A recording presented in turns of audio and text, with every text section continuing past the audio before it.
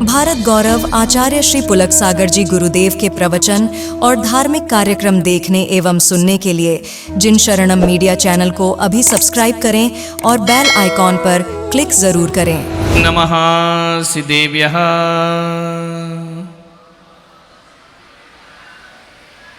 ओम नमः सिद्धेभ्यः। ओम नमः सिद्धेभ्यः। यदर्चा भावेन प्रमुदितमना दर्दुरीह क्षणादासीत् स्वर्गी गुणगण समृद्ध सुखनिधि लभन्ते सद्भक्ता शिव सुख समाजम किमु तदा महावीर स्वामी नयन पथगामी भवतु मे।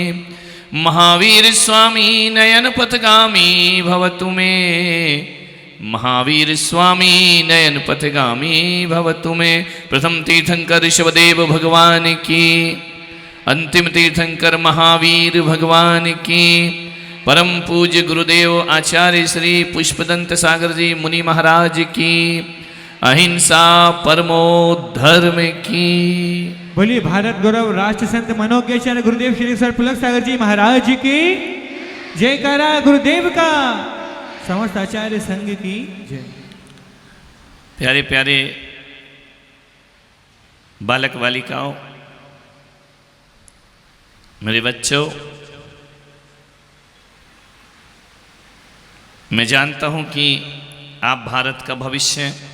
जो मैं पूछूं उत्तर दे देना, नहीं आए तो कोई बात नहीं। गलत उत्तर दोगे मुझे अच्छा लगेगा, सही दोगे अच्छा लगेगा, नहीं दोगे तो बुरा लगेगा। ध्यान रखना। आप सबको मैंने यहाँ बुलाया है, मैंने कोई तुम्हें ज्ञान देने के लिए नहीं बुलाया है, ना तुम्हें कोई संस्कार देने के लिए बुलाया है,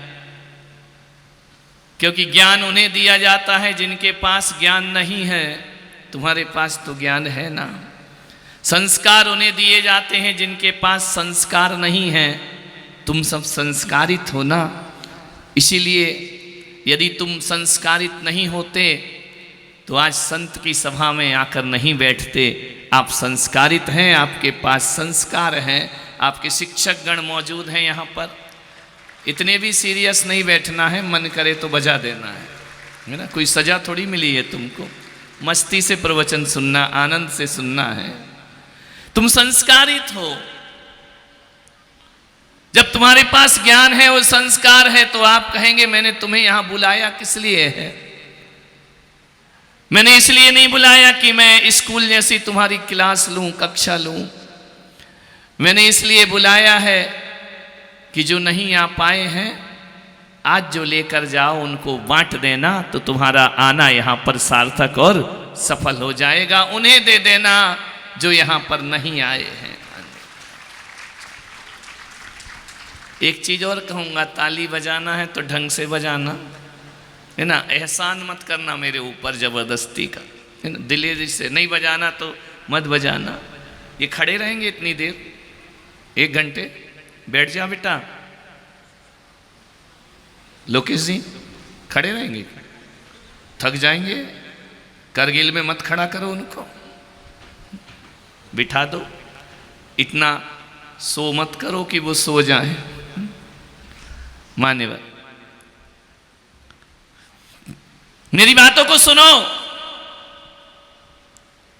और ऐसा माहौल क्रिएट करो कि किसी भी शिक्षक को तुम्हें इशारा ना करना पड़े कि चुपचाप बैठो। ध्यान रखना, यदि शिक्षक तुम्हें संभालने में लग गए तो वो कब सुनेंगे। ध्यान रखें। इसलिए इतने व्यवस्थित होकर बैठो, इतने आनंद से बैठो।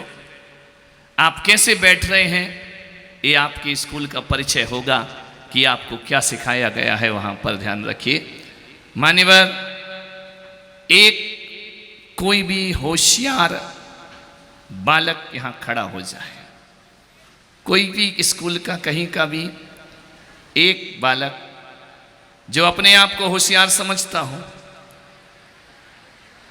नहीं हो भी, मैं तो सबको होशियार समझ रहा हूं, किसी भी स्कूल का एक बालक, माइक कोई भी एक बालक खड़ा हो जाए अरे ऐसे खड़े होने में डरोगे तो क्या भारत का भविष्य बनाओगे मेरे भाई। हाँ, खड़े हो जाइए, कोई दिक्कत नहीं, मैं कुछ नहीं करूँगा, सजा नहीं है, मुर्गा भी नहीं बनाऊंगा, घुटना भी टेक नहीं कराऊंगा, ये स्कूल नहीं है, इस बालक बालक बालक, बालक। नॉट बालिका, बालक छात्र खड़े होना है। कोई भी बालक। बॉय खड़ा हो जाए, एक लड़का। इतने घबरा रहे हो, क्या बात है, ताली बजाकर इसका स्वागत करिए, वहीं खड़े रहो, वहीं वहीं। उसने हिम्मत की है, अभी प्रश्न के उत्तर की ताली नहीं है, उसकी हिम्मत की ताली है, जोरदार बजाइए उसके लिए। हजारों के बीच खड़े होना कोई बच्चों का खेल नहीं होता है। बेटा नाम बताओ अपना। प्रिंस। प्रिंस जैन। प्रिंस आगे आगे। गुप्ता। गुप्ता। गुप्ता, प्रिंस गुप्ता। कौन सी क्लास? 12th पढ़ते हैं। अच्छा, पढ़ लिख के क्या बनोगे? Chartered accountant. CA। बहुत अच्छी बात है, आशीर्वाद है, जरूर बनोगे। एक प्रश्न पूछ लूं बेटा तुमसे, घबराओ नहीं, माइक हाथ में लो। हाँ जी। पूछ लूं? हाँ। बिल पावर से बोल रहे? हाँ। पक्का? घबरा तो नहीं रहे? हाँ, नहीं तो CA बनना है तो बहुत बोलना पड़ेगा। आप बताओ, 2-4 ऐसे महापुरुषों का नाम बताओ जो हमारे देश में पैदा हुए हैं। 2-4, कोई भी महापुरुष। रानी लक्ष्मीबाई। और 2-4, अपन इतना बड़ा 12वीं क्लास पढ़ रहे हैं। महाराणा नहीं प्रताप। मैडम, चीटिंग नहीं। स्कूल में फिर ऐसे ही पास होंगे क्या? और राणा सिंह जी। और हजारों हुए हैं, तुमको 2-4 बस। शिवराज जी महाराज। शिवाजी महाराज। शिवाजी और? शिवराज भी है। नहीं घबराओ नहीं, तुम होपलेस हो रहे हो। स्वामी विवेकानंद जी। स्वामी विवेकानंद, बहुत बढ़िया। गांधी जी। महात्मा गांधी, है ना, गांधी जी नहीं, महात्मा गांधी। बैठ जाओ। बच्चे ने हिम्मत की, उसने किया पुरुषार्थ। आप पूरा सदन मुझे बताए, इस बच्चे ने नाम लिए महात्मा गांधी, विवेकानंद, रानी लक्ष्मीबाई, क्या इसने सही बोला? ये महापुरुष थे? बोलिए, उत्तर दीजिए, सही बोला या गलत बोला? बोलो, सही बोला ना? मैं पुलक सागर कहता हूं, इस बच्चे ने गलत बोला। हमारे देश में एक भी महापुरुष का जन्म नहीं हुआ, ध्यान रखना। बुरे बिल्कुल शांति से बिठा दो, डिस्टर्ब हो रहा है। हमारे देश में एक भी महापुरुष का जन्म नहीं हुआ। उस बालक ने हिम्मत की, उसकी मैं दाद देता हूं, लेकिन एक भी महापुरुष का प्रिंस जन्म नहीं हुआ हमारे देश में। हमारे देश में कोई महात्मा गांधी पैदा नहीं होते। हमारे देश में मोहनचंद करमदास पैदा हुआ करते हैं, मोहनदास करमचंद गांधी पैदा होते हैं। हमारे देश में कोई रानी लक्ष्मीबाई पैदा नहीं हुई, हमारे देश में कोई मनु पैदा होती है मेरे भाई। हमारे देश में विवेकानंद पैदा नहीं होता, कोई नरेंद्र पैदा होता है। मैं आपको संदेश दे रहा हूं कि महात्मा गांधी पैदा नहीं होते, महात्मा गांधी बनना पड़ता है, ध्यान रखना। लक्ष्मीबाई पैदा नहीं होती है, मनु पैदा होती है, लक्ष्मीबाई तो बनना पड़ता है। और कोई विवेकानंद पैदा नहीं होता है, हमारे देश में कोई नरेंद्र पैदा होता है, आगे जाकर वो स्वामी विवेकानंद बनकर खड़ा हो जाया करता है। हमारे देश में कोई महावीर पैदा नहीं होता है, हमारे देश में कोई वर्धमान पैदा होता है, और एक दिन वो महावीर बनकर दुनिया से विदा हो जाया करता है। ध्यान रखिए, महापुरुष, महापुरुष समझ में आया मैं क्या कहना चाह रहा हूं? महापुरुष पैदा नहीं होते, महापुरुष बनना पड़ता है जिंदगी में। ये लोग अपने सत्कर्मों से महापुरुष बने, ये लोग अपने आदर्शों से महापुरुष बने, ये लोग अपने सद्गुणों से महापुरुष बना करते हैं। और आपके बीच भी कोई विवेकानंद खड़ा हो सकता है, आपके बीच भी कोई रानी लक्ष्मीबाई खड़ी हो सकती है, और आपके बीच भी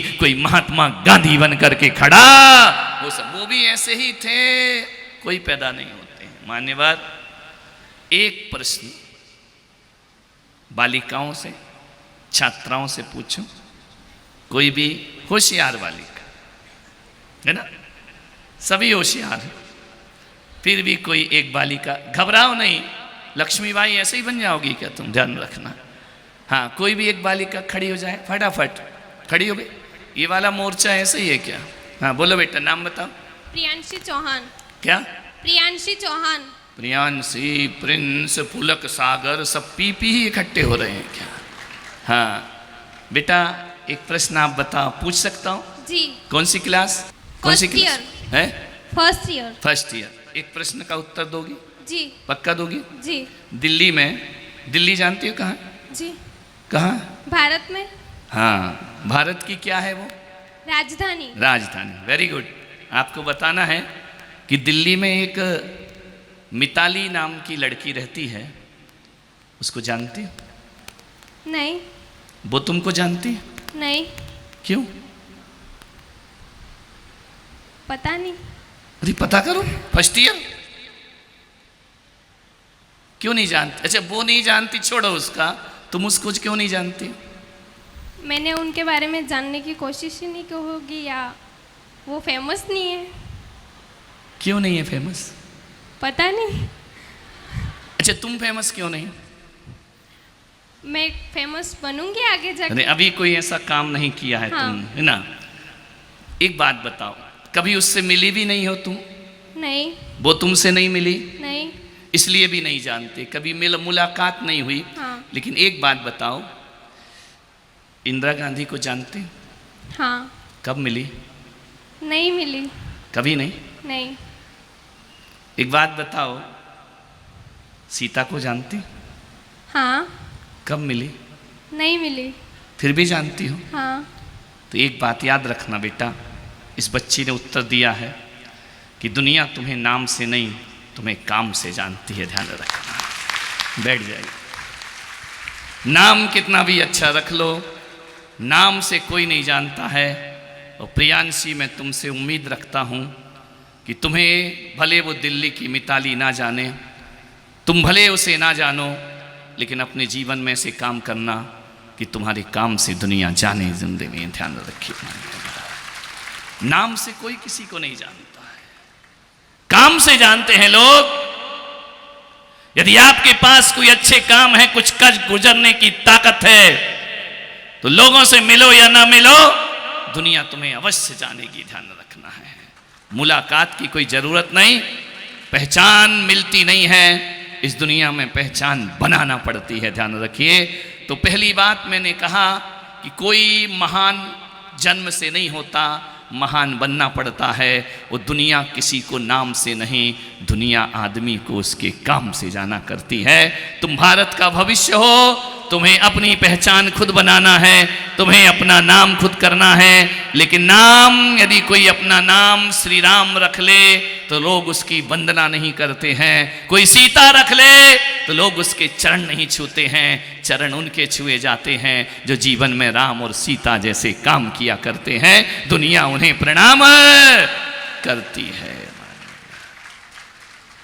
विचार करना है। कल्पना चावला से आप कभी नहीं मिले, कभी मुलाकात नहीं हुई है, लेकिन कल्पना चावला को लोग जानते हैं, सुनीता विलियम्स को लोग जानते हैं, भले इनसे मुलाकात हुई हो या नहीं हो। मान्यवर, कल्पना चावला के मन में एक बात थी, वह भी साधारण लड़की थी, वह भी आपके जैसी थी, लेकिन उसके मन में एक बात जगी थी कि दुनिया मुझे मेरे माता पिता के नाम से नहीं, मेरे माता पिता को मेरे नाम से जाने। ध्यान रखना। तो जीवन में कुछ सत्कर्म हुआ करता है। मान्यवर, मैं भी तुम्हारी तरह स्कूल जाता था, मैं भी पढ़ता था, मैं भी उदयपुर जैसे शहर में तो नहीं, छोटे से गांव में पढ़ता था, लेकिन मेरे मन में भी ये भावना जागृत होती थी कि लोग मुझे मेरे स्कूल के नाम से नहीं, मेरा स्कूल मेरे नाम से जाना जाना चाहिए। लोग मेरे स्कूल को मेरे नाम से जाने। आपसे पूछा जाए कौन से स्कूल में हो तो आप बता दो तो कोई बहुत बड़ी बात नहीं है। ध्यान रखना, आप ऐसे काम करो स्कूल आपको आपके नाम से जाने, तो हमारा पढ़ना लिखना सार्थक और सफल होगा। मान्यवर, मैं आपसे निवेदन कर रहा हूं, कुछ ऐसे काम करो। तुमसे अभी यह पूछा जाता है कि तुम्हारे माता पिता कौन है, नहीं, तुम्हारी पहचान तुम्हारे माता पिता से है। और मैं पुलक सागर आज तुम्हें ऐसा पाठ पढ़ा रहा हूं कि माता पिता से तुम नहीं जाने जाओ, तुमसे माता पिता का नाम होना चाहिए। ध्यान रखना है मान्यवर। राम दशरथ पुत्र से नहीं, राम के कारण दशरथ का नाम सारी दुनिया में फैल जाया करता है। ऐसे सत्कर्म अपने जीवन में करो। एक बात और आपसे कहूंगा, एक गुब्बारा बेचने वाला जा रहा था एक स्कूल के सामने, और जैसे ही गुब्बारा बेचने वाला जा रहा था, एक 6 साल की बालिका वह गुब्बारे वाले के पास गई। गुब्बारा ऐसा था कि उसे छोड़ दो तो आकाश में उड़ा करता था। उस बालिका ने उस गुब्बारे वाले से पूछा कि लाल रंग का गुब्बारा आकाश में उड़ जाएगा?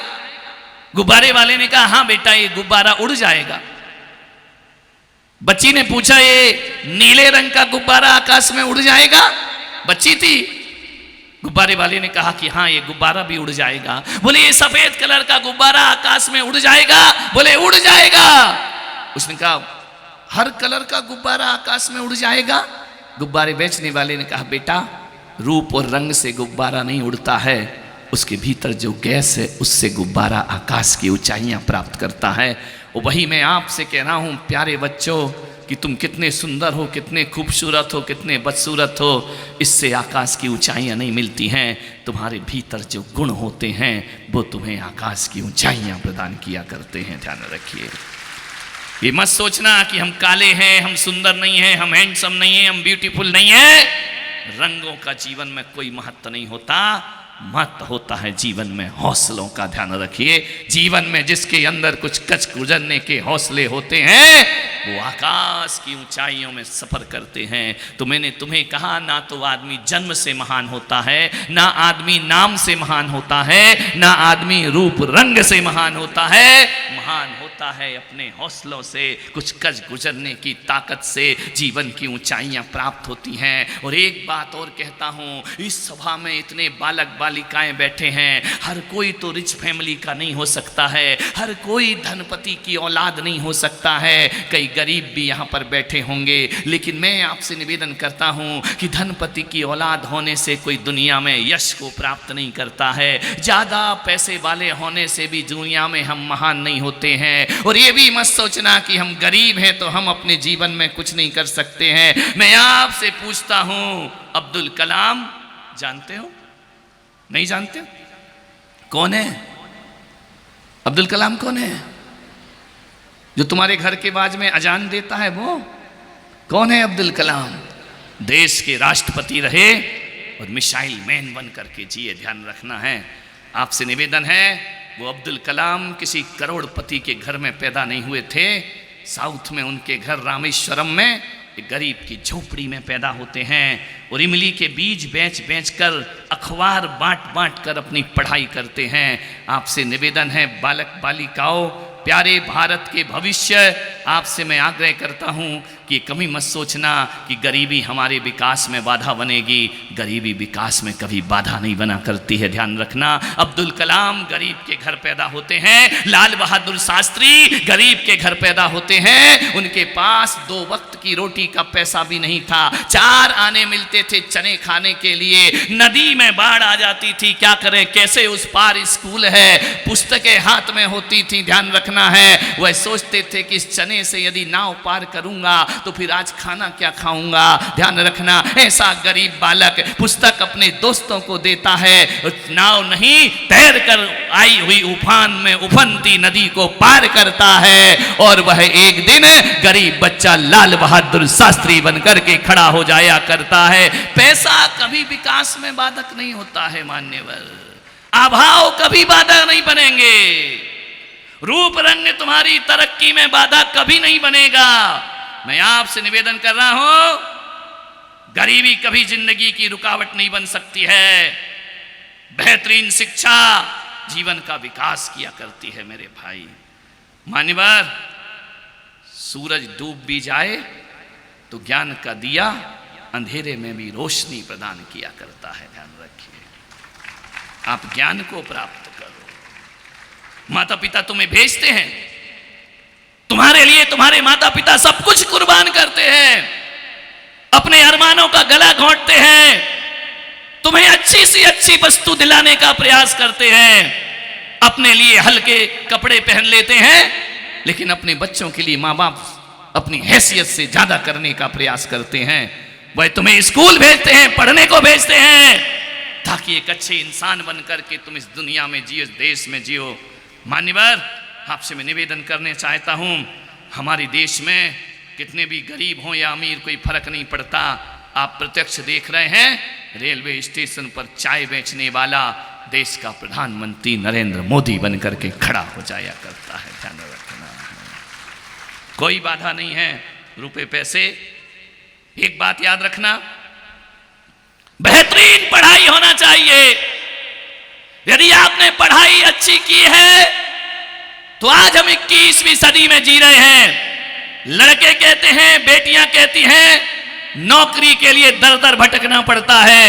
गया वो पुराना भारत जहां दर दर भटकना पड़ता था नौकरियों के लिए।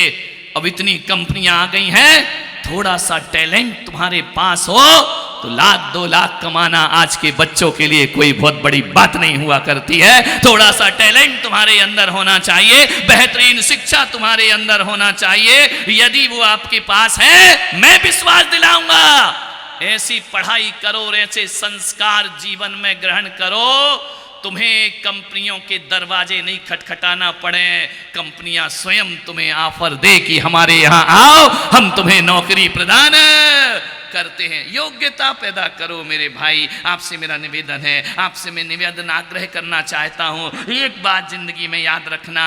आजकल एक बन गया है, आदमी ने दिमाग में लगा लिया है, वो गांव की बच्ची शहर में पढ़ेगी, शहर के बच्चे बड़े शहर में जाएंगे, वहां के दिल्ली में जाएंगे। मेरे भाई, ये गलतफहमी दिमाग से निकाल दो। एक बात याद रखो, जो योग्य होते हैं, जो पढ़ना जानते हैं, जिन्हें हकीकत में पढ़ाई करना है, गांव में पढ़कर भी लोग कलेक्टर बना करते हैं और कमिश्नर बनकर के खड़े हो जाया करते हैं। एक गांव के सरकारी स्कूल में पढ़ के भी बच्चे जीवन की ऊंचाइयां प्राप्त कर सकते हैं। आप क्या सोचते हो कि महंगी महंगी फीस होती है वो स्कूल अच्छा होता है? सोच बना रखी है दिमाग में, महंगा फर्नीचर वो स्कूल बहुत अच्छा है, सुंदर भवन वो स्कूल बहुत अच्छा है। मैं पुलक सागर कहता हूं कि होगा, अच्छा भवन बनना चाहिए, मैं विरोध नहीं करता हूं, लेकिन मैं आपसे निवेदन कर रहा हूं सभी बच्चों से कि अच्छे फर्नीचर और अच्छे भवन और अच्छी किताबों से आदमी महान नहीं बनता। अरे अच्छा स्कूल वो होता है जहां अच्छी शिक्षा प्रदान की जाती है, वो स्कूल बहुत अच्छा होता है। फर्नीचर अच्छा होने से थोड़ी हमारा जीवन बन जाएगा, भवन अच्छा होने से थोड़ी जीवन बन जाएगा, खेल कूद का मैदान बड़ा होने से हमारी जिंदगी नहीं बना करती है, स्विमिंग पूल होने से जीवन नहीं बना करता है। जीवन बनता है अच्छी पढ़ाई करने से। ध्यान रखिए, वो स्कूल सबसे अच्छा है जहां पढ़ाई ईमानदारी से कराई जाती है। ध्यान रखिए, पढ़ाई से जीवन महान बनेगा। ध्यान रखिए। मान्यवर, आपसे निवेदन है, जिन्हें पढ़ना होता है ना, वो स्ट्रीट लाइट के उजाले में भी बैठकर पढ़ाई कर लिया करते हैं। वो जिन्हें नहीं पढ़ना है, वो महंगे महंगे स्कूलों से भी पढ़ाई नहीं कर पाते हैं। ध्यान रखिए। मालूम है, अच्छी शिक्षा में सबसे ज्यादा योगदान किसका होता है? मालूम है आपको? महाभारत देखी, सुनी तो होगी, नहीं सुनी? बोलो हाँ या ना। सुनी है ना? दुर्योधन कितने भाई थे? बोलो 400। कौरव पांडव कितने भाई थे? 5 पांडव 100 कौरव। दोनों का स्कूल कौन सा था? बोलो, राजकीय विद्यालय नहीं, एक आश्रम में पढ़ते थे। द्रोणाचार्य उनके गुरु थे। द्रोणाचार्य 100 कौरव और 5 पांडवों को एक सी क्लास, एक सी शिक्षा, एक सा अध्ययन कराते थे। एक दिन दुर्योधन ने द्रोणाचार्य से पूछा कि गुरुदेव जरा ये बताओ, अर्जुन हर चीज में फर्स्ट आता है, मैं नहीं आता हूं, क्या वजह है? अर्जुन धनुष चलाने में सर्वश्रेष्ठ है, अर्जुन युद्ध विद्या में सर्वश्रेष्ठ है, अर्जुन पढ़ाई में सर्वश्रेष्ठ है, बताओ गुरुदेव हम पीछे क्यों हैं और वो आगे क्यों हैं? मान्यवर, इसका उत्तर क्या होगा? अर्जुन भी एक इंसान है, दुर्योधन भी एक इंसान है। मान्यवर, एक हर जगह प्रथम आता है और एक हर जगह हार जाता है। द्रोणाचार्य ने कहा कि दुर्योधन, मेरी शिक्षा में पक्षपात नहीं है। आज स्कूल में भी आप देखना 40 मिनट का पीरियड होता है। मेरे समय अभी कितने का? 40 का ही है ना? नहीं, मैं समझा शायद चेंज हो गया हो, क्योंकि अब तो मैच भी 20-20 हो गए हैं, ध्यान रखना है। 40 मिनट के पीरियड में एक टीचर एक क्लासरूम में 30-40 बच्चों को एक सा लेक्चर देती है। क्या वजह है? कुछ बच्चे 100 नंबर लाते हैं, कुछ 90 लाते हैं, कुछ 80% लाते हैं। टीचर ने अलग अलग पढ़ाया कि एक सा पढ़ाया? बोलिए, एक सी शिक्षा दी ना शिक्षक ने? द्रोणाचार्य ने कहा कि अर्जुन मैं तुम्हें भी पढ़ाता हूं, युधिष्ठिर को भी पढ़ाता हूं, मैं दुर्योधन को भी पढ़ाता हूं, लेकिन हमेशा दुर्योधन नंबर 1, अर्जुन नंबर 1 आता है। मालूम है क्यों आता है? इसलिए कि तुम जितने भी लोग बैठे हो, तुम केवल उतना पढ़ते हो जितना टीचर पढ़ाता है, और अर्जुन उतना नहीं पढ़ता, घर जाकर होमवर्क करता है। मान्यवर, वो टीचर से ज़्यादा पढ़ने का प्रयास करता है, इसलिए वो हर जगह नंबर 1 आया करता है। जो बच्चे केवल स्कूल की पढ़ाई करते हैं वो अव्वल नंबर पे कभी नहीं आते। जो घर जाकर के और ज़्यादा पढ़ाई करते हैं वो जीवन में कभी फेल नहीं हुआ करते हैं, जीवन में आगे। हमारे जीवन में, हमारी शिक्षा में सबसे बड़ा योगदान यदि किसी का है तो 30% शिक्षक का ज्ञान और 70% होमवर्क से हम जीवन में सफल हुआ करते हैं। आपसे निवेदन है, होमवर्क जरूर करो, घर में जाके पढ़ाई जरूर करो। ध्यान रखना, अकेले शिक्षक के भरोसे आप 100 नंबर नहीं ला सकते हैं, स्वयं की भी मेहनत करना पड़ेगी। तो अर्जुन उतना पढ़ता था जो टीचर ने पढ़ाया उससे भी आगे का पाठ पढ़ के आता था। आज जो टीचर पढ़ा रहे हैं वो आज का तो याद करते ही था, वो कल जो पढ़ाना है उसे भी पढ़ के आता था। लोगों को और को बाद में समझ में आता था, और अर्जुन को सबसे पहले पाठ समझ में आ जाया करता था। आपसे निवेदन है, तैयारी तुम्हें करना पड़ेगी, मेहनत तुम्हें करना पड़ेगी, जिंदगी तुम्हें बनाना पड़ेगी। एक बात याद रखना, गुनगुना पानी कभी भाप नहीं बना करता है। ध्यान रखना, जब वह पानी 100 डिग्री में जाके उबलता है तब भाप बन करके ऊपर उड़ा करता है। जो बच्चे ये सोचते हैं 80% में भी चलेगा, 90% में भी चलेगा, मेरे भाई ध्यान रखना, ये गुनगुने पानी जीवन की ऊंचाइयों को प्राप्त नहीं कर सकते हैं। 100% की तैयारी करोगे तब जीवन में 90% अंक आया करते हैं। मान्यवर, आप कहोगे पढ़ाई बहुत कठिन है। पढ़ाई ज्यादा कठिन नहीं, पढ़ाई बहुत सरल है। आपसे मेरा इतना ही निवेदन है, इतना ही आग्रह है, अपनी जिंदगी को कभी भी गमले का पौधा बनाने की कोशिश मत करना। ध्यान रखना, एक गमले का पौधा होता है और एक जंगल का पौधा होता है, दोनों में बड़ा अंतर आता है।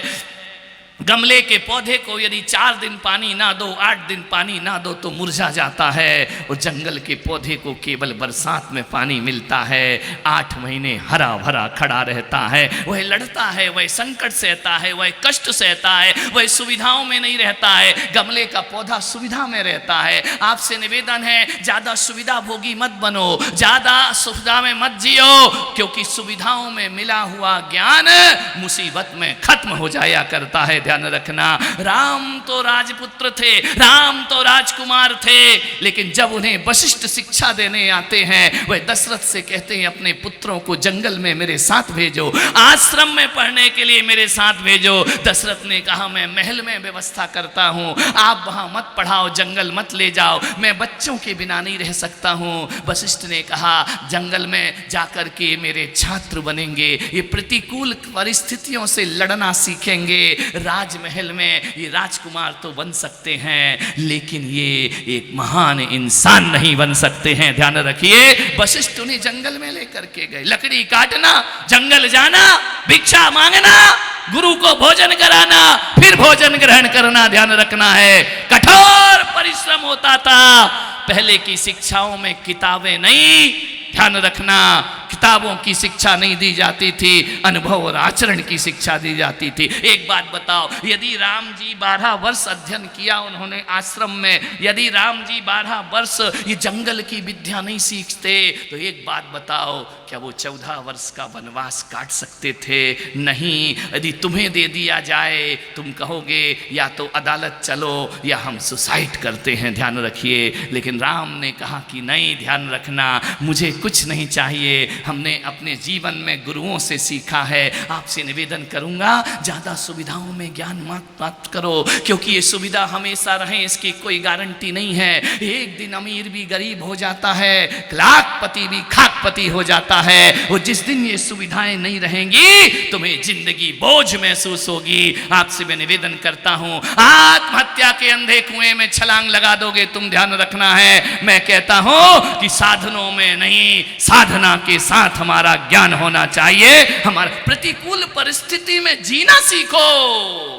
ज्यादा सुविधाभोगी मत बनो कि हमें महंगा मोबाइल चाहिए, हमें महंगी कार चाहिए। अरे मेरे भाई, ये आज है कल रहे इसकी कोई गारंटी नहीं हुआ करती है। वैसा भी जीना सीखो, हर हाल में जीना सीखो मेरे भाई। यदि ज्यादा सुविधाओं में जिए तो जिंदगी में कुछ नहीं कर पाओगे, तुम ध्यान रखना। मान्यवर, आपसे निवेदन है, मैंने तुम सबको बुलाया है यहां। तुम्हारे मां बाप ने विचार किया होगा कि मेरा बेटा सीए बने, मेरा बेटा एमबीए करे, मेरा बेटा अच्छा डॉक्टर बने, मेरी बेटी अच्छी इंजीनियर बने। ये तुम्हारे मां बाप का सपना है, हर मां बाप का यही सपना होता है। लेकिन कोई भी मां बाप ये नहीं कहता है कि मेरा बेटा अच्छा इंसान बने। मान्यवर, मां बाप कहते हैं अच्छे इंजीनियर, अच्छे डॉक्टर बनो। मैंने तुम्हें बुलाया है, अच्छे डॉक्टर इंजीनियर बन पाओ या ना बन पाओ, अच्छे इंसान बन करके दुनिया में खड़े हो जाओ, ध्यान रखना। ये आज जो यहां पर नजारा दिख रहा है, ये कोई प्रवचन सभा नहीं है। मैंने तुम जैसे इंसानों को इंसान बनाने के लिए 1 घंटे की ये फैक्ट्री यहां पर खोली रखी है, ध्यान रखना। यहां से अच्छे इंसान बन करके तुम्हें जाना है। मान्यवर, एक अच्छा इंसान 100 डॉक्टरों से बढ़ के होता है, एक अच्छा इंसान 100 सीए से बढ़ के होता है, और एक अच्छा इंसान 100 इंजीनियर से बड़ा होता है। मान्यवर, जब बुरा इंसान राजनीति में जाता है तो राजनीति दूषित होती है। जब बुरा इंसान डॉक्टर बनता है तो सेवा व्यापार बन जाया करती है। जब बुरा इंसान इंजीनियर बनता है तो एक बात ध्यान रखना, वह अपनी पढ़ाई को बर्बाद करता है, ध्यान रखिए। मैं चाहता हूं कि अच्छी ऊंची डिग्रियां तो हासिल करो, लेकिन एक अच्छे इंसान बन करके हासिल करो अपनी जिंदगी में, ध्यान रखिए। किसी के दर्द पे तुम्हारी आंखों में आंसू आना चाहिए, किसी की पीड़ा में तुम्हारा हृदय दहक जाना चाहिए। कोई भूखा हो तो तुम्हारे हाथ से रोटी निकलना चाहिए, कोई प्यासा हो तो उसके लिए पानी होना चाहिए। अच्छे डॉक्टर बन गए, अरे कोई गरीब आ जाए जिसकी जिंदगी और मौत का सवाल हो,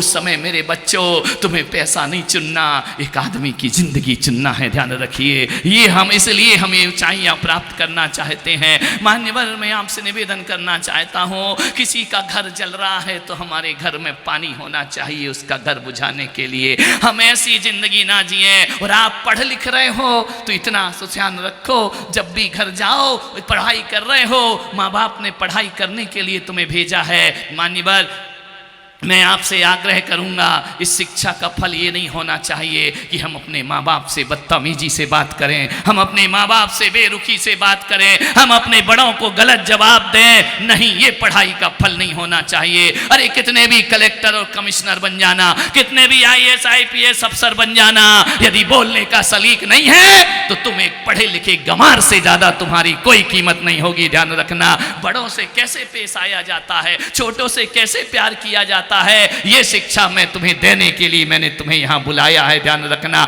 ये जिंदगी कोई रेल की पटरी नहीं है कि जिस पर जिंदगी की रेल सीधी भागती जाए। मेरे बच्चों, ये रेल की पटरी नहीं है कि इसमें बुलेट ट्रेन भाग रही है तेज गति से।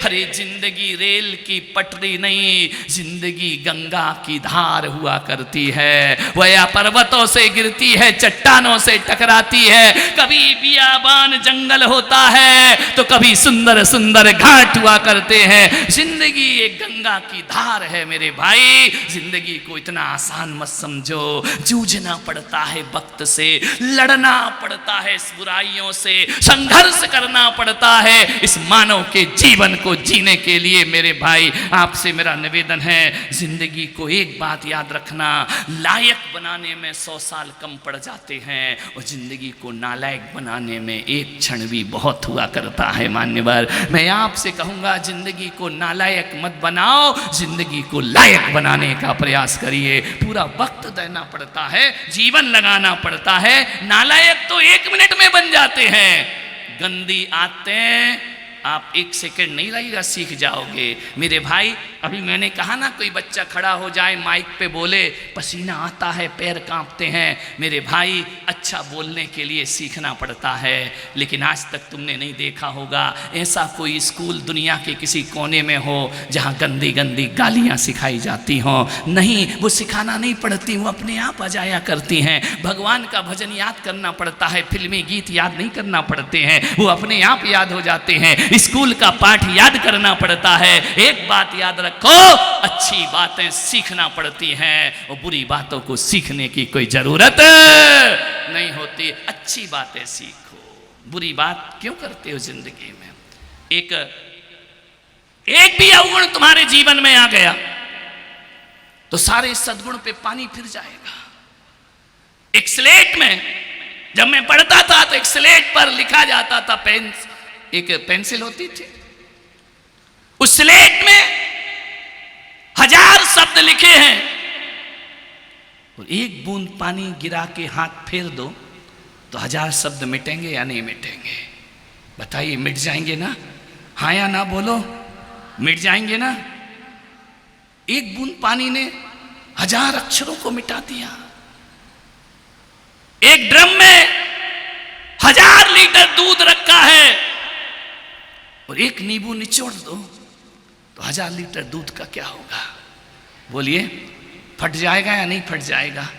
एक नींबू ने 1000 लीटर दूध को फाड़ के रख दिया, एक पानी की बूंद ने 1000 अक्षरों को मिटा के रख दिया। इसका मतलब है हमारे जीवन में यदि एक भी बुराई आ गई, वो 1000 बुराइयों पर पानी फेर दिया करती है। ध्यान रखना, कोशिश ये होना चाहिए कि हमारे जीवन में एक भी बुराई नहीं आना चाहिए। एक मुल्ला नसरुद्दीन था और वह मुल्ला नसरुद्दीन की उम्र हो गई, उसको लड़की वाले देखने आए। मुल्ला नसरुद्दीन से लड़की के पिता ने पूछा कि मुल्ला, तुमने कभी शराब पी है? बोले, शराब? मैं तो जानता नहीं कि विस्की क्या होती है, रम क्या होती है, देसी क्या होती है, ठर्रा क्या होता है, मैं तो शराब के नाम तक नहीं जानता हूं। लड़की के पिता ने कहा, गजब कर दिया। अच्छा, एक बात और बताओ। लड़की के पिता ने पूछा कि मुल्ला, कभी तुमने जुआ खेला है? बोले, जुआ? मैं तो ये भी नहीं जानता कि ताश में 52 पत्ते होते हैं। मुझे तो ये भी नहीं मालूम खिचड़ी की बेगम कौन होती है, लाल की बेगम कौन होती है, हुकुम का इक्का। अरे लड़की के पिता ने कहा, तुझे कुछ नहीं मालूम? अरे ताश छुई नहीं मैंने जिंदगी में कभी। अच्छा मुल्ला, एक बात बताओ, तुमने कभी चोरी की है? चोरी? मेरे बाप ने कभी चोरी नहीं की। मैंने आज तक नहीं मालूम है कि भीड़ में जेब कैसे काटी जाती है, कैसे लूटा जाता है मैंने आज तक नहीं मालूम है। तो लड़की के बाप ने कहा तुम चोरी नहीं करते, तुम जिंदगी में कभी किसी की हत्या नहीं करते, तुम जुआ नहीं खेलते, तुम शराब नहीं पीते, मुल्ला एक बात बताओ तुम्हारे पास एक भी अवगुण नहीं है? मुल्ला ने कहा नहीं, मेरे पास एक भी अवगुण नहीं है, बस एक ही अवगुण है। बोले क्या? बोले मैं झूठ बोलता हूं। समझ गए क्या? कुछ को घर में जाके समझ में आएगा। एक झूठ ने सारे गुणों पर पानी फेर दिया, ध्यान रखना। बोले मैं झूठ बोलता हूं, बाकी सब में अच्छाई है। अरे एक झूठ है तो फिर अच्छाई है क्या तेरे पास? ध्यान रखे मान्यवर, विचार करना है। मैं स्कूल पढ़ता था, एक दिन मेरे टीचर ने मुझसे पूछा कि बताओ, मैथ्स के टीचर थे, गणित के टीचर, उन्होंने पूछा कि बताओ 2 और 2 4, 2 और 2 कितने होते हैं? आप भी बता सकते हैं कितने होते हैं? 4 होते हैं। मेरे शिक्षक ने मुझसे पूछा कि 2 और 2 4 ही क्यों होते हैं, 2 और 2 3 और 2 और 2 5 क्यों नहीं होते हैं? कोई उत्तर है आपके पास? मेरी क्लास में भी किसी के पास नहीं था।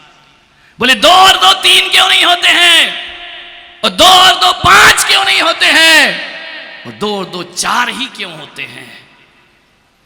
अपने शिक्षक से पूछना क्यों होते हैं 2 और 2 4। गणित का प्रश्न था, मुझसे पूछा गया कि तुम बताओगे? मैंने कहा कोशिश करूंगा। मेरे क्लासरूम में 25 बच्चे थे, सब कुछ ना बोल पाए। 25 तो छोड़ो, तुम हजारों नहीं बोल पा रहे हो, ध्यान रखना। मेरे से पूछा कि तुम बताओगे? मैंने कहा जरूर बताऊंगा। तो बोले बताओ 2 और 2 3 क्यों नहीं होते, और 2 और 2 5 क्यों नहीं होते? मैंने कहा सर इसलिए कि जब हमें, इसलिए नहीं होते 2 और 2 3 कि हमें किसी का पैसा देना हो तो 2 और 2 3 नहीं होना चाहिए। ध्यान रखना, जब हमें किसी का पैसा लौटाना हो तो 2 और 2 3 नहीं होना चाहिए, और जब हमें किसी से पैसे लेना हो तो 2 और 2 5 नहीं होना चाहिए, 2 और 2 4 ही होना चाहिए। ध्यान रखना मान्यवर, मेरे शिक्षक ने कोई गणित का प्रश्न नहीं पूछा था, मेरे शिक्षक ने इंसानियत का प्रश्न पूछा था। यदि 2 और 2 3 हो जाएंगे तो देते समय हम 3 रुपए लौटाएंगे, और 2 और 2 5 हो जाएंगे तो लेते समय हम 2 और 2 5 रुपए लेंगे। इसलिए गणित ने नियम बना दिया कि 2 और 2 4 ही होते हैं, ना 3 होते हैं ना 5 होते हैं। ध्यान रखिए, ये नैतिकता का प्रश्न है। मानिए, विचार करना। आपसे निवेदन है, नैतिकता की पढ़ाई करो। एक मैं स्कूल का सबसे कमजोर विद्यार्थी था, सबसे लास्ट वाली बेंच पर बैठता था। लास्ट वाले तो शैतानी होते हैं, शिक्षक की नजरों से बचना है। आगे बैठने वाले अलर्ट होते हैं। मेरे समय ऐसा कोई सिस्टम नहीं था कि कौन कहां, जिसको जहां बैठना है बैठो। मैं सबसे पीछे बैठता था। शैतानी, मेरे 2-3 दोस्त थे, शिक्षक लेक्चर दे रहा, हम वहां छोटे थे, कागज से एरोप्लेन बना रहे, फेंक रहे विंडो से बाहर। शिक्षक ने 1 बार देखा, 2 बार देखा, इग्नोर किया, फिर हम लोग बातें कर रहे। शिक्षक मेरे पास आए, स्टैंड अप, खड़े हो जाइए, क्या कर रहे हैं यहां? कुछ नहीं। उन्होंने कहा तुम क्या कर रहे, तुम्हें मालूम है? इंग्लिश के शिक्षक थे मेरे वो, ना मुझे तब इंग्लिश आई ना अभी आई, आज तक नहीं आई मुझे अंग्रेजी, ध्यान रखना मान्यवर। उन्होंने कहा क्या कर रहे थे तुम यहां? मैंने कहा मैं क्लास में हूं, लेक्चर सुन रहा हूं। तो बोले लिखो। मैं हिंदी बोल रहा हूं, उसका इंग्लिश ट्रांसलेट करूं। मैंने कहा बोलिए। उन्होंने बोला मैं वक्त बर्बाद कर रहा हूं, लिखो इसको। मैं शैतानी कर रहा हूं, लिखो इसको, इंग्लिश में बताओ। मेरे बाप से अंग्रेजी नहीं आई, खड़ा रहा, बोले लिखो, बिना लिखे आज तुम घर नहीं जाओगे। उन्होंने जबरदस्ती मुझसे लिखवाया और मेरी राइटिंग मालूम है कैसी थी? आप लिखें खुदा वांचे। मैं लिख के ही बाजू वाले दोस्त से पूछता था, बता रहे मैंने इसमें लिखा क्या है। मुझे ही नहीं पता रहता था कि मैंने क्या लिखा है। और पहले के समय इंक पेन चलते थे, आपने भी देखे होंगे। इंक पेन चलते थे जिसमें स्याही भरी जाती थी, इंक भरी जाती थी कि लिखो, इंग्लिश में ट्रांसलेट करो। मेरी राइटिंग इतनी खराब जैसे चींटी के पैर होते हैं ना, इतनी बेकार राइटिंग।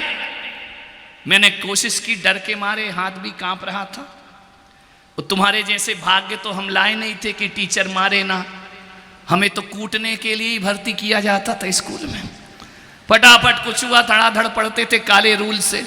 माँ बाप भी जमा कर देते कि खूब कूटो इसको, पढ़ाओ लिखाओ, ध्यान रखना। मैंने कहा अब पिटूंगा तो पक्का है। मैंने कहा ये टीचर मुझे इसलिए नहीं मार रहा, इसने मेरा हेलीकॉप्टर देख लिया है बाहर उतरते हुए, अब पिटूंगा मैं, ध्यान रखना। उन्होंने कहा लिखो। मैंने लिखा, दुर्भाग्य से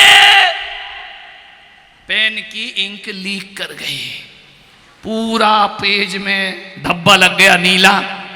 मैंने कहा ये धब्बा मुझे बचाएगा, ये बचाएगा। टीचर ने कहा इतने गलत ढंग से लिखते हो। उनने मेरी कॉपी ली और फाड़ करके फेंक दी। और मैं जिस स्कूल में पढ़ता था ना, लड़के लड़कियां एक साथ पढ़ते थे, इधर लड़के बैठते थे, इधर लड़कियां बैठती थी। वैसे तो आज सब लड़कियों ने कब्जा कर रखा है। पागल हैं जो कहते देश में लड़कियां कम लड़के ज़्यादा हैं, यहाँ तो लड़कियां ज़्यादा लड़के कम दिखाई दे रहे हैं। कितनी सारी बेटियां बैठी हैं।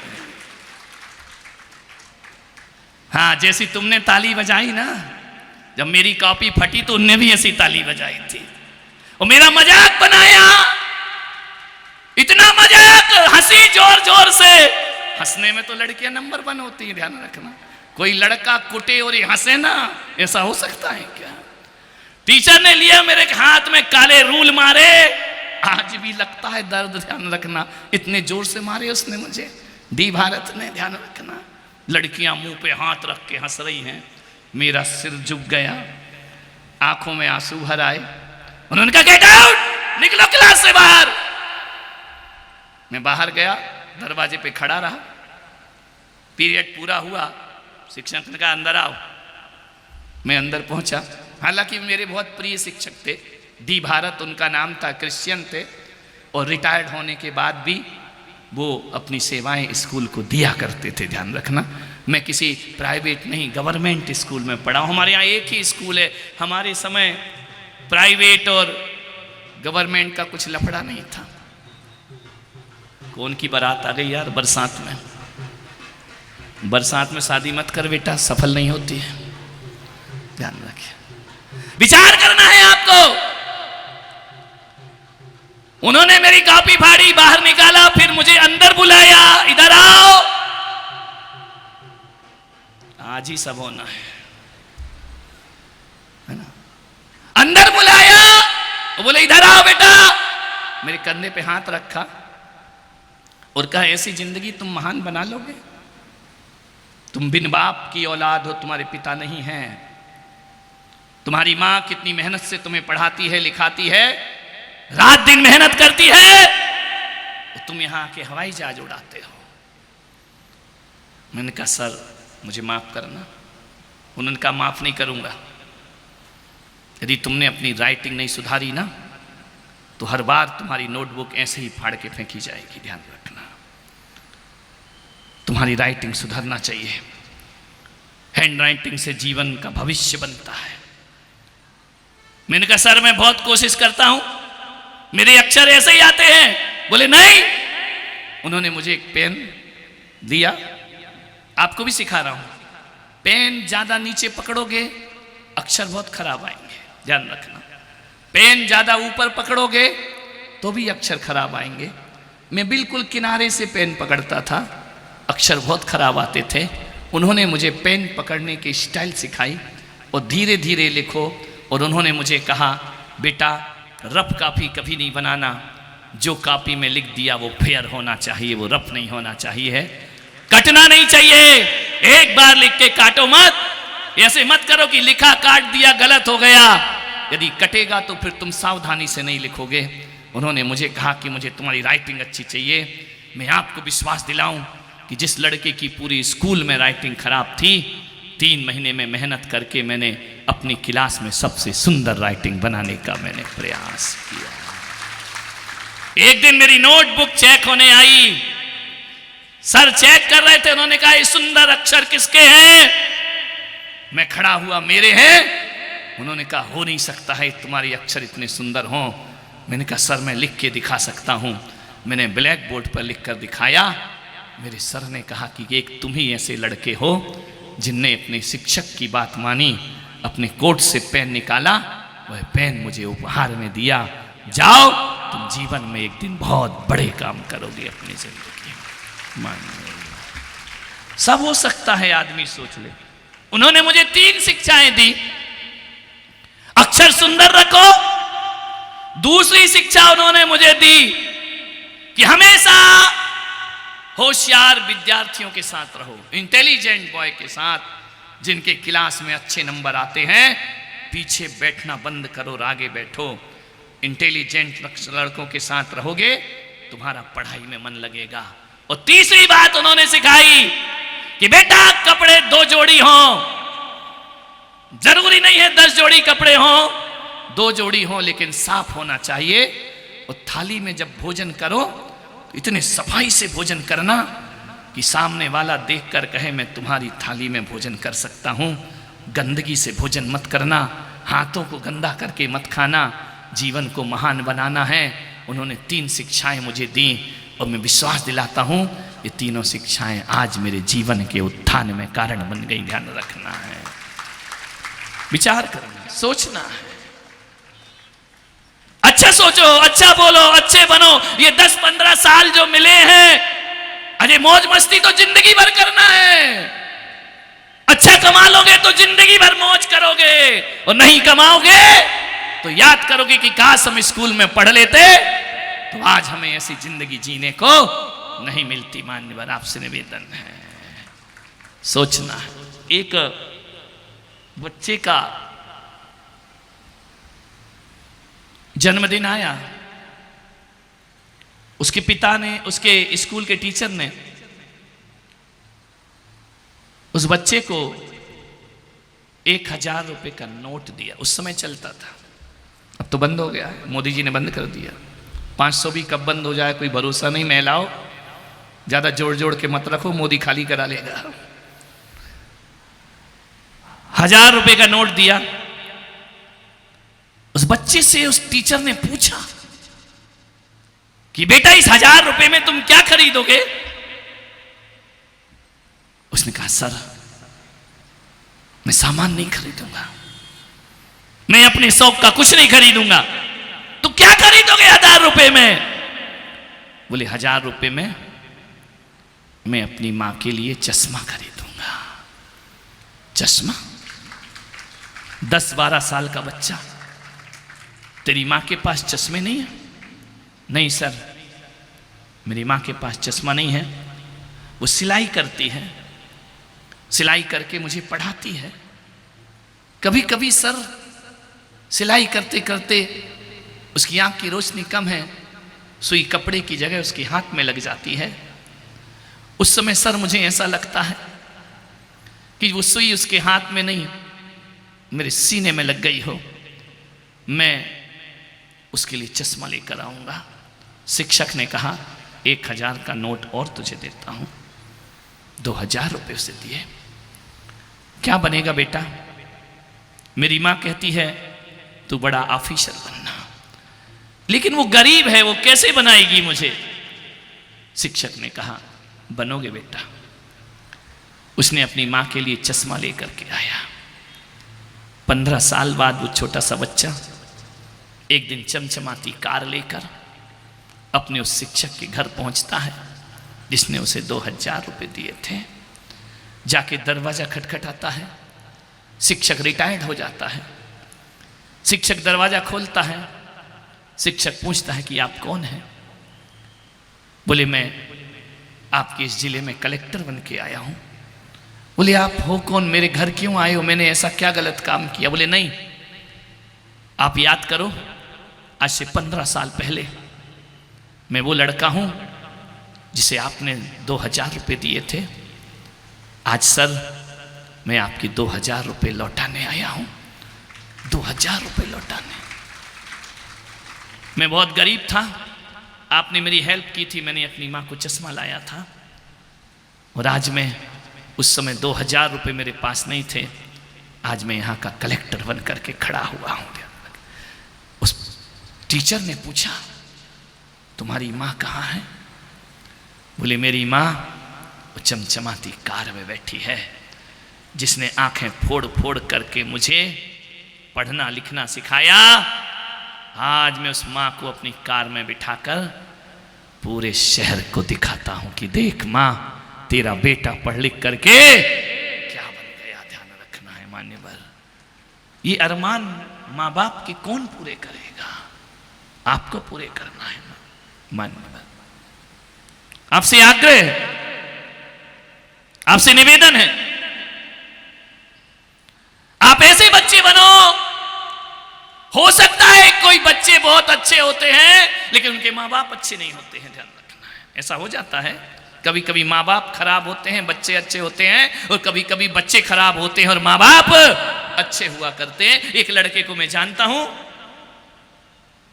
उसका जन्मदिन था। मैं आपसे निवेदन कर रहा हूं, यदि माँ बाप गलत राह पे हैं तो बच्चों का फर्ज है कि उन्हें सही राह पर लेकर के आए। ध्यान रखना, किसी के पिता दारू पीते हैं, किसी के पिता जुआ खेलते हैं, किसी के पिता व्यसनों में लीन है। आप ये मत सोचो कि माँ बाप है हम क्या कर सकते हैं, बहुत कुछ कर सकते हो। एक बच्चे का जन्मदिन है, पार्टी हो रही, सब दोस्तों को बुलाया, उसके पिता ने केक काटा, पैसे वाले थे, बच्चों का जश्न मनाया। बच्चे से कहा कि बेटा तू केक काट।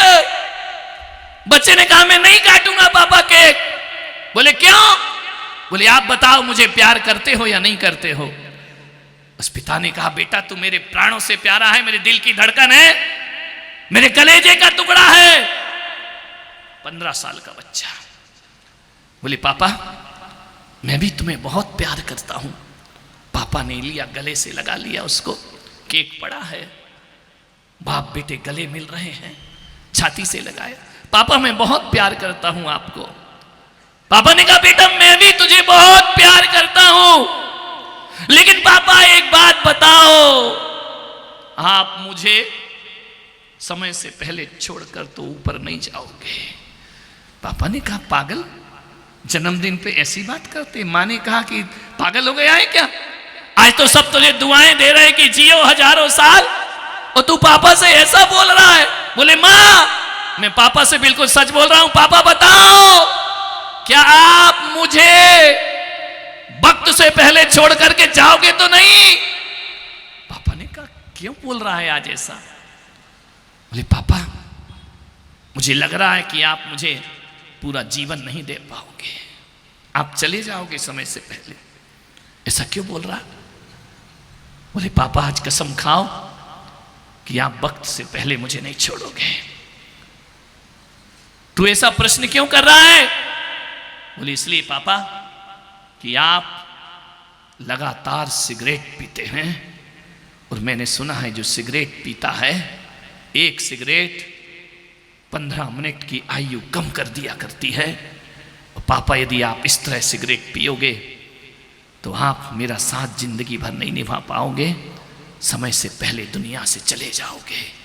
और मैं नहीं चाहता हूं कि मेरे पापा जो मुझे बहुत प्यार करते हैं वह समय से पहले दुनिया से विदा हो जाएं। पापा मेरा जन्मदिन तभी सार्थक होगा जब आज सिगरेट का आप त्याग करेंगे, और नहीं करेंगे तो मैं केक काटने वाला नहीं हूं, ध्यान रखना है।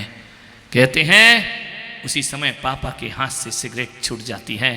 उसने कहा बेटा स्मोकिंग से भी ज़्यादा बढ़कर मेरी औलाद मुझे हुआ करती है। मेरे भाई एक बच्चे ने अपने बाप को सही रास्ते पर ले आया। ध्यान रखना है, केवल पढ़ना लिखना तुम्हारा फर्ज नहीं है मेरे बच्चों, घरों को स्वर्ग बनाना भी तुम्हारा फर्ज है। एक क्लासरूम में एक टीचर ने कहा कि कौन कौन बच्चे स्वर्ग जाना चाहते हैं। क्लास के सारे बच्चों ने कहा हम स्वर्ग जाना चाहते। एक बच्चे ने कहा मैं स्वर्ग जाना नहीं चाहता हूं। टीचर ने कहा तुम स्वर्ग क्यों नहीं जाना चाहते हो, क्या तुम नरक जाना चाहते हो? उस बच्चे ने कहा मैं नरक जाना भी नहीं चाहता हूं। तो फिर तुमने हाथ क्यों नहीं उठाया? उसने कहा मैं हाथ नहीं उठाऊंगा, मुझे स्वर्ग नहीं चाहिए, मैं स्वर्ग जाना नहीं चाहता हूं। तो बोले तुम क्या चाहते हो? उस बच्चे ने अपने शिक्षक से कहा कि मैं स्वर्ग जाना नहीं चाहता हूं सर, मैं वो काम करना चाहता हूं कि मैं स्वर्ग नहीं, मैं स्वर्ग को धरती पर उतारना चाहता हूं। ध्यान रखना है, मैं स्वर्ग जाना नहीं चाहता हूं। बोले स्वर्ग धरती पर उतारोगे? बोले मैं एक दिन स्वर्ग धरती पर उतारने की कोशिश करूंगा, मैं स्वर्ग को जमीन पर लाऊंगा, जहां पे लाऊंगा। मालूम है वो बच्चा कौन था? वो बच्चा नरेंद्र था, जो आगे जाके स्वामी विवेकानंद बन करके खड़ा हो जाया करता है। उसने कहा मैं स्वर्ग को धरती पर उतारना चाहता हूं। ये जज्बे अपने अंदर पैदा करो। खाए खोए जिंदगी जी और चले गए, कौन जानेगा तुम्हें दुनिया में? अरे कुछ काम करके जाना, दुनिया में आने वाले जाते हैं रोज लाखों बेकार खाने वाले, उनमें तुम्हारा नाम नहीं आना चाहिए। ध्यान रखना, मेरे इस प्रांगण में तुम आए हो, मैं चाहता हूं तुम उदयपुर से ना जाने जाओ, सारा उदयपुर तुमसे जाना जाए तो जीवन तुम्हारा सार्थक और सफल होगा। ऐसे संस्कार अपने जीवन में लेकर के जियो। मेरे भाई आपसे निवेदन करता हूं, अरे स्कूल की किताब में कम नंबर आ जाए तो चल जाएगा, लेकिन जिंदगी की किताब में हमारे नंबर कम नहीं आना चाहिए, उसमें हमें अव्वल दर्जे में आना चाहिए, हमें उसमें हमेशा फर्स्ट आना चाहिए। मानवीयता की किताब में नंबर 1 हमारा होना चाहिए। मैं कोई बहुत अच्छे नंबर नहीं लाता था स्कूल में, ध्यान रखना है, मैं डरता था, घबराता था, पढ़ाई में बिल्कुल मन नहीं था, लेकिन मैं सोचता था, मेरे सामने कवि सम्मेलन हो रहा था, मेरे सामने बड़े बड़े कलेक्टर एक समारोह में खड़े हुए बड़ा लेक्चर दे रहे थे। मैंने सोचा कि मैं पढ़ लिख तो नहीं सकता हूँ, कलेक्टर नहीं बन सकता, कमिश्नर नहीं बन सकता हूँ, लेकिन मैंने सोचा मैं ऐसा करूँगा, ऐसा करना चाहता हूँ कि आज जिसे मैं सुन रहा हूँ एक दिन ऐसा हो सारी दुनिया मुझे सुने। ऐसे काम अपने जीवन में करूँगा और आज सारी दुनिया मुझे सुना करती है। मान्यवर ध्यान रखना है, कुछ ऐसे काम जिंदगी में करो, ये जिंदगी दोबारा प्राप्त नहीं हुआ करती है। मान्यवर आपसे निवेदन है, जीने के लिए मत पढ़ो मेरे भाई, कुछ बनने के लिए पढ़ो अपनी जिंदगी में। ध्यान रखना, 16 किलोमीटर दूर से पैदल चल के स्कूल आने वाला बच्चा, फटे कपड़े पहनने वाला बच्चा, दलित वर्ग में पैदा होने वाला बच्चा रोज 16 किलोमीटर दूर से पैदल आता है। आपके घरों में तो बस लेने जाती है, कार छोड़ने आती है, उसके पास कुछ नहीं था। 16 किलोमीटर दूर से आना और जाना, पैदल आना, साइकिल भी उसके पास नहीं थी। शिक्षक ने एक दिन उसे डांटा, तुम रोज क्लास में लेट आते हो, बैठे रहो वहीं दरवाजे पर, अंदर आने की क्लासरूम में जरूरत नहीं है, तुमको इजाजत नहीं मिलेगी, तुम्हारा रोज का काम यही है। वो चुपचाप कुछ नहीं बोलता, क्लासरूम के बाहर के दरवाजे पर बैठ जाता वो बच्चा। एक दिन शिक्षक ब्लैक बोर्ड पर सवाल हल कर रहे थे, वो बाहर बैठा बैठा अपनी कॉपी में सवाल हल कर रहा था। शिक्षक ने देखा कि मैंने जो जो ब्लैक बोर्ड पर लिखा सब उसकी कॉपी में लिखा, मैं जो जो रोज पढ़ाता हूं सब उसकी नोटबुक में लिखा। शिक्षक ने उसे अंदर बुलाया, बोले इधर आओ, क्या कर रहे हो? बोले कुछ नहीं सर, पढ़ाई कर रहा हूं।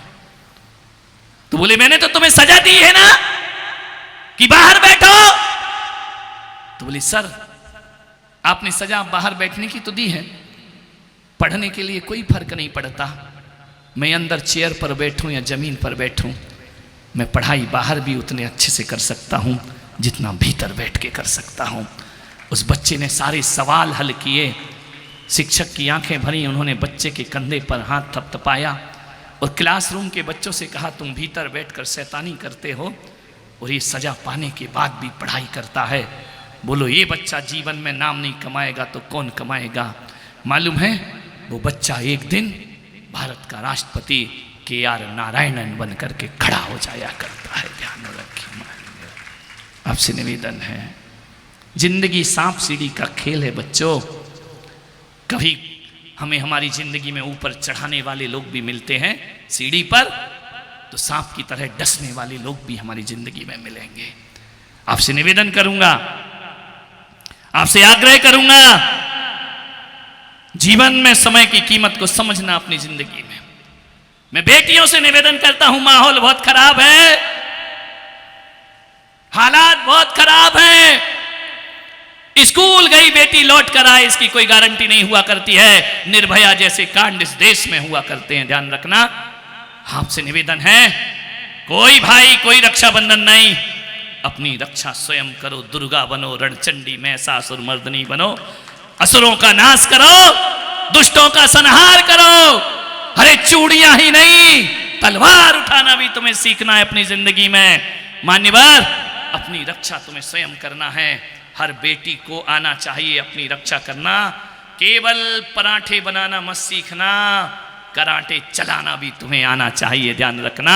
विषम स्थिति है इस देश की, अपनी रक्षा स्वयं करो, कोई नहीं आएगा तुम्हारी रक्षा को। इस देश के लोग इतने जालिम हैं कि लड़की के साथ बलात्कार होता है, लोग देखते हुए निकल जाते हैं। लड़की की हत्या होती है, लोग उसकी लाश को उठाने वाले नहीं होते हैं। सड़कों पर तेजाब से तड़पती है, चीखती है, कोई अपनी कार में डालने वाला नहीं मिलता है। बेटियों पढ़ रही हो, दोस्ती जरा संभल के करना, गोरी चमड़ी और मीठी मीठी बातों में मत आ जाना, जिंदगी बर्बाद और तबाह हो जाया करती है, ध्यान रखना है। जिंदगी को बहुत अच्छे से जियो। मैं स्कूल के पाठ नहीं, मैं जिंदगी के पाठ आपको पढ़ा रहा हूं, और लड़कों से भी निवेदन कर रहा हूं, ध्यान रखना है। आपसे निवेदन है, अरे जितनी महान तुम्हारी बहन है, उतनी महान किसी और की बहन भी हुआ करती है, ध्यान रखना है। बुरी नजर मत डालो बेटियों पर, ध्यान रखना है मान्यवर। बुरी निगाह से मत देखो उनको, मान्यवर आपसे आग्रह है। क्योंकि जब अपनी बहन निर्भया बनती है तो सीने में दर्द होता है, दूसरे की बहन बने तो भी हमारे सीने में दर्द होना चाहिए, ध्यान रखना है। आपसे मैं आग्रह कर रहा हूं, समय हो गया है आपका, इतना ही मेरा निवेदन है। कैसी भी परिस्थिति आ जाए, कैसे भी क्षण आ जाए, मेरी बेटियों मेरे बेटों, कैसे भी परिस्थिति बुरी से बुरी आ जाए, तुम लाखपति से खाकपति भी हो जाओ, कैसे भी क्षण मुसीबत तुम्हारे जीवन में आ जाए, मैं आपसे निवेदन करता हूं, एक संकल्प कर लेना अपने जीवन में। एक संकल्प, हम हर मुसीबत से लड़ेंगे, जूझेंगे। आज एक विश्वास दिला दो, आज 2-3 बातें मुझे बता दो, बस खत्म करता हूं। आज संकल्प लो, हर परिस्थिति में हर हाल में जिएंगे, लेकिन कभी भी हम आत्महत्या नहीं करेंगे, ध्यान रखना है। नंबर कम आए चलेगा, कोई बात नहीं, जिंदगी में फेल मत हो, कागज में हो जाओ तो कोई बात नहीं। हाथ उठाकर विश्वास दिलाओ, हे गुरुदेव, हाथ उठाइए दोनों, आकाश में लहराइए और बोलिए, एक प्रतिज्ञा करो, हे गुरुदेव। सभी एक स्वर में बोलो, हे गुरुदेव। आज हम संकल्प करते हैं, विकट से विकट परिस्थिति में भी हम जीना नहीं छोड़ेंगे, हम कभी आत्महत्या नहीं करेंगे। बोलिए, हम कभी आत्महत्या नहीं करेंगे।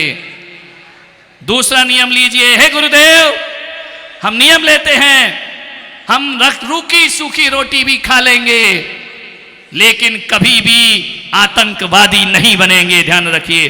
हाथों को उठाकर बोलिए, हम कभी आतंकवादी नहीं बनेंगे, हम कभी देशद्रोही नहीं बनेंगे, हम अपने देश के लिए समर्पित रहेंगे, ध्यान रखिए।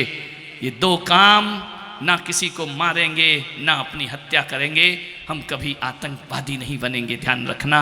ये 2 काम यदि तुमने कर ली अपने जीवन में, मेरा 1 घंटा बोलना सार्थक और सफल हो जाएगा मेरे भाई, ध्यान रखिए।